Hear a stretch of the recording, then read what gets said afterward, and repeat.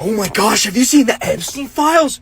Bro, we got the Mormon Epstein files and y'all ain't said nothing! Nothing!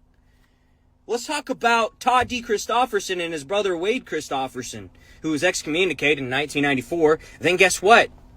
A year later, moves wards to another ward far away, and they rebaptized him, okay? A year later.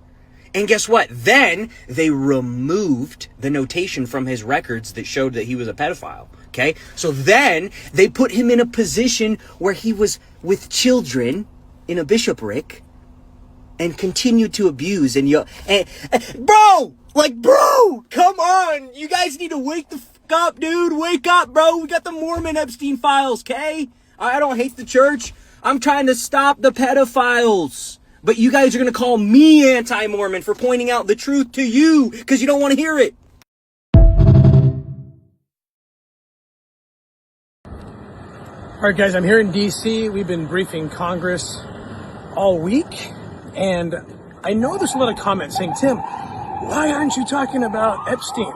Give me some time here, guys. I'm going to. But do you know what I've been doing for the last 3 years? Who were the people that tried to destroy me? Think about it. You've heard the names. Doug Anderson, the PR director for the church, the PR committee. Even names that they can't understand why I'm naming them. Ben Peck, David Jacobs, Our Rescue, the lying train of women. Let me tell you what RICO is, conspiracy. Did all of them know that they are participating in a cover-up of severe child abuse? Not necessarily, but they didn't have to under RICO conspiracy. If they knew they were lying, like David Jacobs knew he was lying, Krista Casey knew she was lying, people who were just irresponsible and they knew they were lying, I can prove that, like Eric Moose does. They're part of the conspiracy. Now, how deep is it going to go for them? How much trouble are they going to be in? I don't know. That's not for me to decide. But all the people, starting with the September 15th lie from the deep state of the LDS Church, they think they're going to get out of this because they think they're a covenant people, and they are, but that puts them in bigger trouble because they don't read their scriptures. It's just so bizarre to me. They're in bigger trouble when you have the light and you violate the light by lying about people and covering up things like satanic ritual abuse. Okay? So it's all going to come out. Now back to Epstein. Okay? There's things worse than Epstein Island, guys. Now I'm going to talk about it. I know a lot, but for strategic reasons, I can't say too much right now. But there's other islands, okay? Well, I think it's interesting because Isaiah talks about the isles of the sea that await for the law and so forth. And he's not always talking about physical islands like little Epstein Island.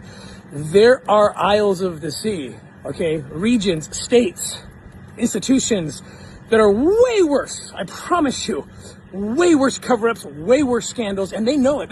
Why did they try to destroy my life? Why?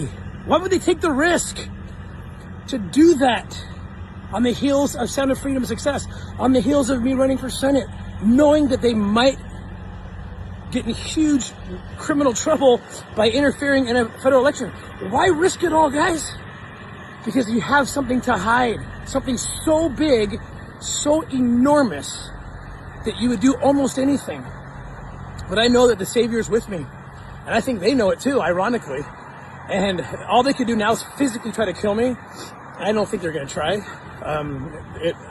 Those efforts will be thwarted because I know what I'm doing at this point, and I know what Jesus wants me to do. And you're going to see some things, guys, coming up here that it's going to blow your mind. Blow your mind. They know it. They're scared to death, these watchmen, okay? And the liars, okay? They're all complicit. And it's all coming out. There's good people in these big white buildings, I promise you that, and they know what's going on. So you can pretend all you want, you watchmen on the tower, you dogs that can't bark. Isaiah calls you the drunkards of Ephraim. You can pretend. You're those who profess to be. You are not. You are not followers of Jesus, and you are not protected when you violate covenants that you think that are covering you. It's crazy to me. But guys, just know there's bigger things at play here, even bigger than Epstein. And The good folks here now know about it. Watch this clip. I want you to watch this clip. This is part of what I was exposing. That and satanic ritual abuse that mostly, unfortunately, in and around the state of Utah and in the institution of the Church of Jesus Christ of Latter-day Saints, which I am a believer in the doctrines. And the doctrines tell you this is exactly what's going to happen in the end times, when the times of the Gentiles become fulfilled, which has already happened. And that's where we're at. And I hope you can wake up, because everybody has a decision to make when all this comes out, okay? When all this comes out, are you going to follow the precepts of men or Jesus Christ? It's that simple. You either belong to the new and big covenant that Isaiah talks about, or you don't. You get to choose. And I think that the precepts of man will lead you to hell.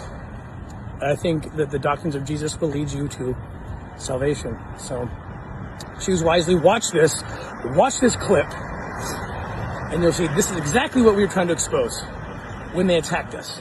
And now I can tell you we've already won. Jesus has already won. Choose the right.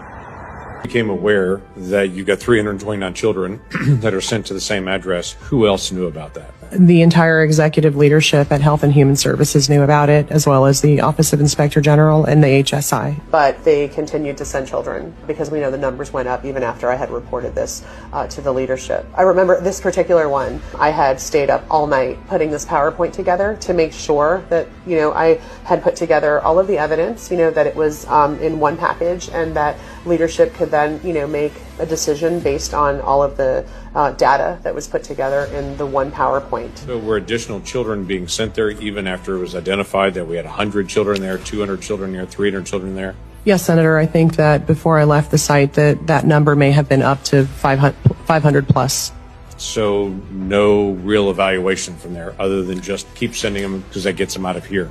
Yeah, no, the PowerPoint that I put together to demonstrate what was happening, they said was speculative.